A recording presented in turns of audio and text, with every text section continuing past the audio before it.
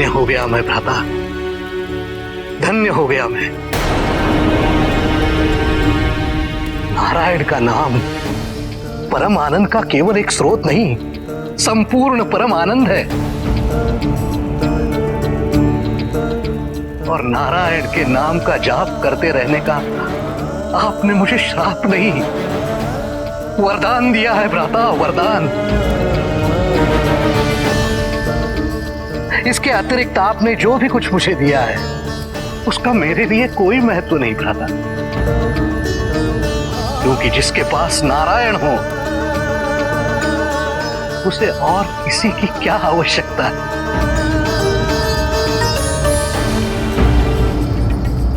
नारायण नारायण नारायण नारायण।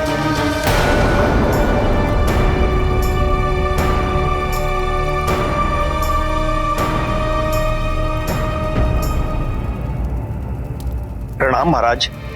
कुछ कहना चाहते हो? जी महाराज। तो संकोच क्यों?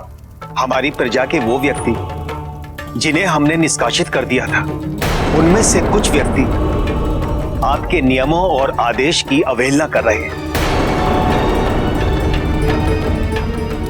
वो अपने अपने गृहों को त्यागने के लिए तैयार नहीं है। मेरे आदेशों की अवहेलना करने का अर्थ है ब्रह्मा, विष्णु और शिव के आदेशों की अवहेलना करना। और ऐसे व्यक्ति को समाज में रहने का कोई अधिकार नहीं है। यदि वो आदेश नहीं मानता है तो बल का प्रयोग करो।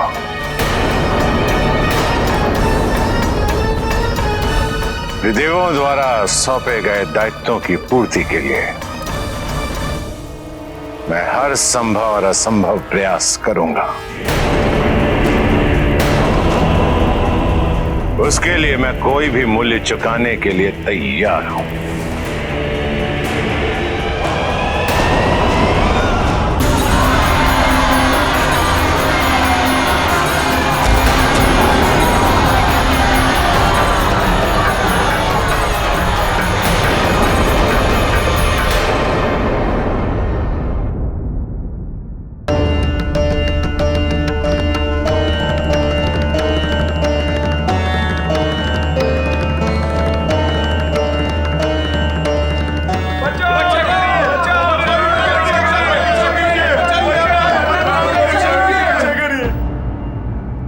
हम असहाय हैं। सैनिकों द्वारा किए गए अत्याचार का सामना करने में हम असमर्थ हैं।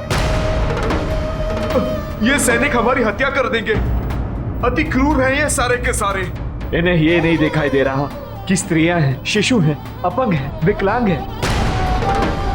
किस अवस्था में है ये? केवल निष्कासित करने के आदेश की पूर्ति करनी है। हे बलशाली पुरुष, आप जो भी हैं, आप कृपया हमारे प्राणों की रक्षा करें।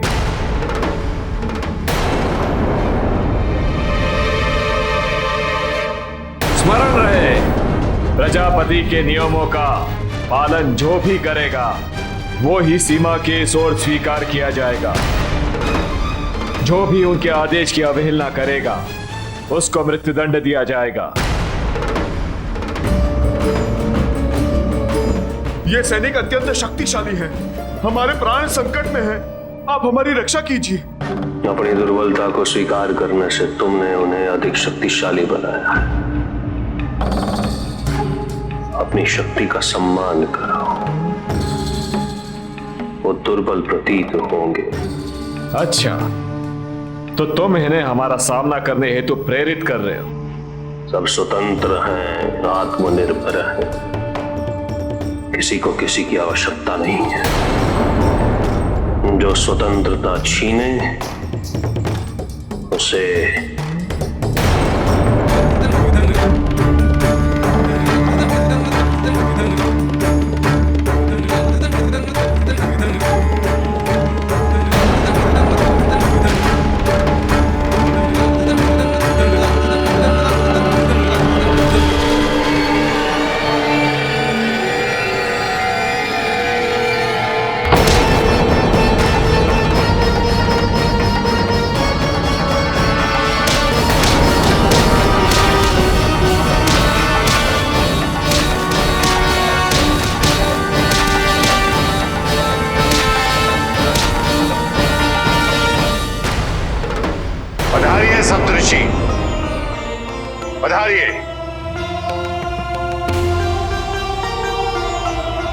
क्षमा प्रार्थी हूं। आप सबको आमंत्रित किया था अपने पुत्रों के नए दायित्व के मार्गदर्शन के लिए, किंतु जो कुछ भी हुआ उसके आप साक्षी हैं। हम आपकी हर प्रकार से सहायता करेंगे प्रजापति। मुझे आपसे यही अपेक्षा थी। यदि आप सप्तऋषियों का मुझे समर्थन इसी प्रकार प्राप्त होता रहा तो त्रिदेव द्वारा दिए गए दायित्वों को मैं सफलतापूर्वक संचालन करता रहूंगा। आप आदेश करें प्रजापति। आदेश नहीं, विनती है। मेरे पुत्र जिन्होंने मेरा साथ देना था वो मेरा साथ छोड़कर चले गए। अब केवल पुत्रियां बची हैं। आपसे विनती है, यदि आप मेरी पुत्रियों से विवाह स्वीकार करेंगे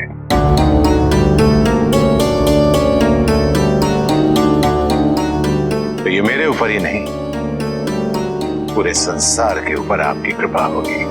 प्रजापति दक्ष, हमारा समर्थन अप्रतिबंधित है। दक्ष कन्याओं के साथ विवाह की कोई अनिवार्यता नहीं। इसके अतिरिक्त आपको सहायता करने में हमें प्रसन्नता होगी। मैं ये तो नहीं कह रहा हूं कि ये मेरा निर्णय है, किंतु आप सभी को अपने जमाता के रूप में पाकर अपने पुत्रों को खोने की जो पीड़ा है वो कम अवश्य होगी। मैं पुनः सशक्त होने का अनुभव करूंगा और अपने परिवार की संपूर्णता का अनुभव करूंगा। प्रजापति, हम इस पर अवश्य विचार करेंगे और आपको शीघ्र ही उत्तर देंगे।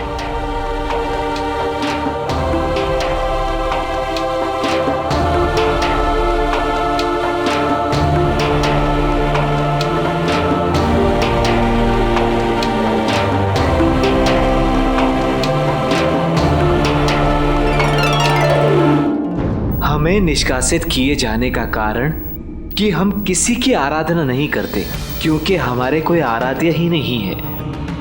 ऐसा क्यों? हमें भगवान के किसी भी रूप का बोध नहीं है, तो हम आराधना किसकी करें?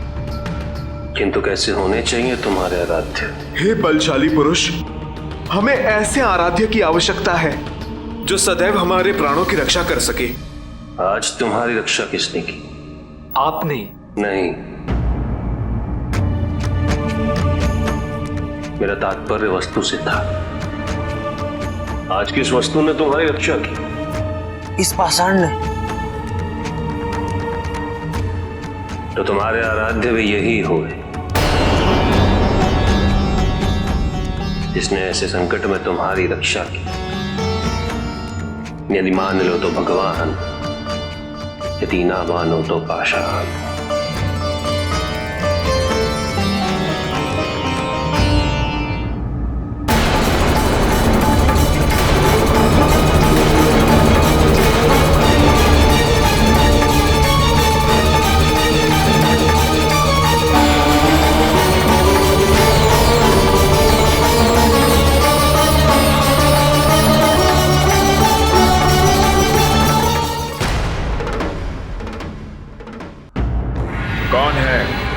कौन है जिसने प्रजापति के आदेश की अवहेलना की है?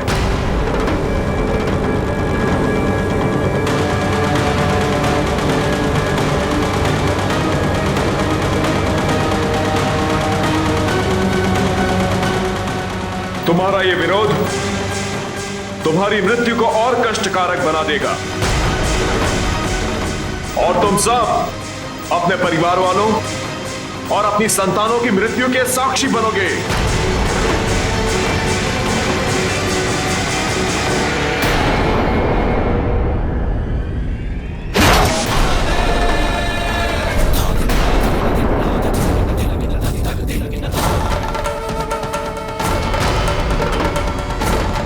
कहीं तुम्हें यह भ्रम तो नहीं कि तुम प्रजापति की सेना को पराजित कर दोगे?